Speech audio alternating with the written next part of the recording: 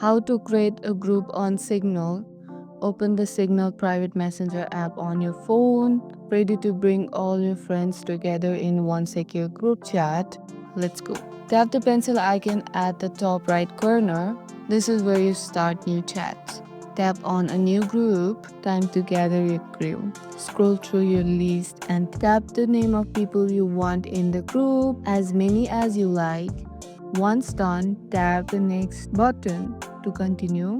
Give your group a fun name like Weekend Vibe or Secret Squad. You can also add a cool group picture if you want.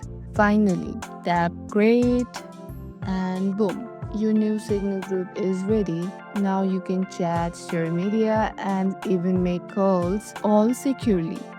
And that's it.